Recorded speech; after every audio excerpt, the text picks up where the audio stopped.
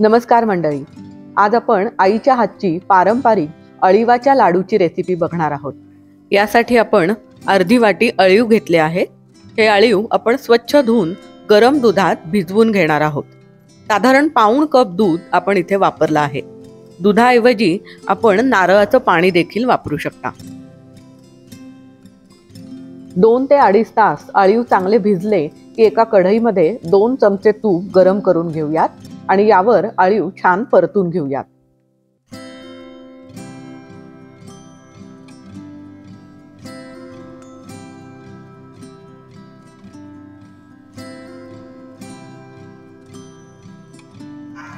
साधारण 2 ते 3 मिनिटं अळीव परतून झाल्यावर यामध्ये घालूयात एका नारळाचा चव, म्हणजे साधारण 3.5 ते 4 वाट्या एवढा नारळ आपण यामध्ये वापरला आहे। नारळाच्या आकाराप्रमाणे हे प्रमाण थोडं कमी जास्त झालं तरी हरकत नाही।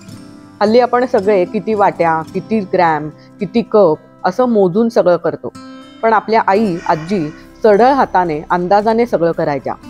तर साधारण 1 नारळ आपण इथे वापरला आहे।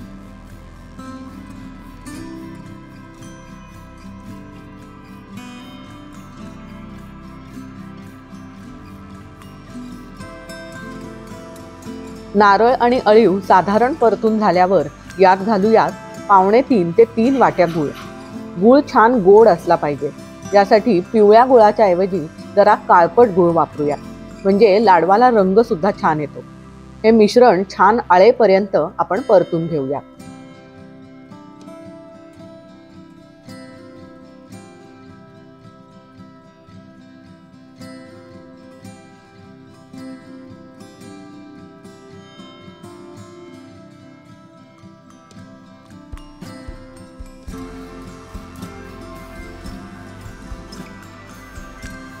गूळ आणि ओले खोबरं हे कॉम्बिनेशन इतकं सुंदर आहे की हे लाडू करताना घरभर नुसता घमघमाट सुटतो।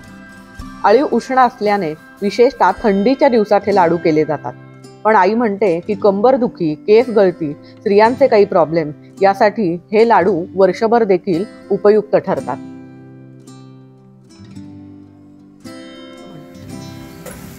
हे मिश्रण हळूहळूसं घट्ट व्हायला लागतं, खुटखुटीत होतं म्हणजे, आणि मग तसं गॅस बंद करायचा आणि मग गार झाल्यावर वाळायचं।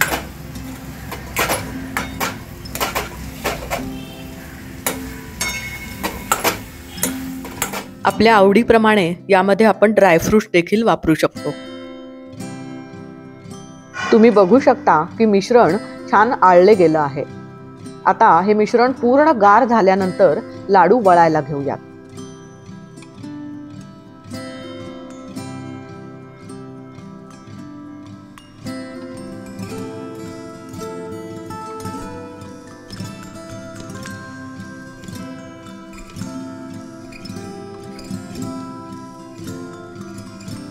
अतिशय झटपट होणारे हे पौष्टिक अळीवाचे लाडू नक्की करून पहा आणि रेसिपी आवडली असेल तर कमेंट बॉक्समध्ये नक्की कळवा।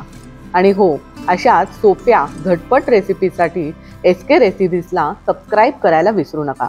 धन्यवाद।